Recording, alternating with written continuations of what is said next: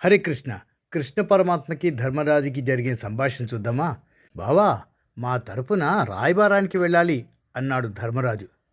వెళ్ళి ఏం చేయాలి అన్నాడు శ్రీకృష్ణ పరమాత్మ. యుద్ధం అంటే ఇరువైపులా బంధునాశనం, శాంతి కుదిరేట్టు చూడండి అన్నాడు ధర్మరాజు.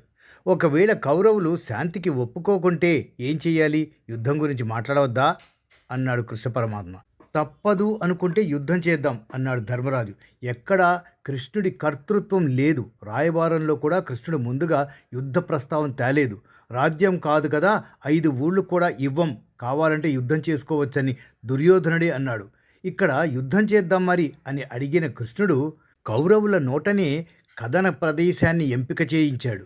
ఏ సమయంలో సమరం చేద్దామని అడుగుతూ వారితోనే యుద్ధానికి ముహూర్తం పెట్టించాడు. కృష్ణుడు తనంతట తానుగా ఏదీ చెప్పలేదు. కౌరవులు వారి మృత్యువుకు వారే ముహూర్తం పెట్టుకునేటట్టు చేశాడు. పాండవులు మంచివాళ్ళు, 5 ఊళ్ళు అడిగినా దుష్టులైన కౌరవులు ఇవ్వలేదు అనే సానుభూతిని కూడబెట్టాడు శ్రీకృష్ణుడు. ఉత్తమ గుణసంపన్నుడు మనకు సలహాదారుగా ఉంటే ఇది లాభం. కౌరవ సలహాదారు శకునిలో లౌక్యానికి మించి జిత్తులమారితనం ఉంది. ధర్మమేంటో నాకు తెలుసు, కానీ అనుసరించలేను. పాండవులకు సూదిమోన మోపిన స్థలం కూడా ఇవ్వకూడదు. ఆ ఇచ్చ నన్ను ఎలా నడిపిస్తే అలా నడుస్తాను అన్న దుర్యోధనుడి మాటలకు శకుని వత్తాసు పలికాడు. ఫలితం మనకు తెలిసిందే. నిత్య వ్యవహారాల్లో మనం వేర్వేరు వ్యక్తుల సాయం తీసుకుంటాం. బట్టల నుంచి భాగస్వామి ఎంపిక వరకు అనేక పనుల్లో సలహాలు కోరుతాం.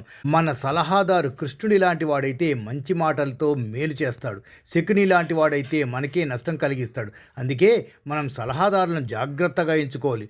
ఒకసారి సలహాదారుడి వల్ల మనం నష్టపోతే నీ వల్లే ఇలా జరిగింది అని ఆరోపిస్తాం. సలహా ఇచ్చింది ఎవరైనా ఆచరించాల్సింది మనమేగా. చాలా సందర్భాల్లో అంతరాత్మే అసలు సలహాదారండి. కృష్ణుడు మనలోనే ఉన్నాడు, శకుని కూడా మనలోనే ఉన్నాడు. ఎటువైపు మొగ్గుతామో ఫలితం కూడా అలాగే వస్తుంది. సలహా తీసుకోవచ్చు, కానీ స్వీయ విచక్షణతో ఆలోచించాలి. ఆధునిక కాలంలో పాలకులు కూడా సలహాదారులను గుడ్డిగా నమ్ముకొని నష్టపోయిన ఉదంతాలు చూస్తూనే ఉన్నాం. ప్రభుత్వంలో అనేక శాఖల్లో సలహాదారులు ఉంటారు.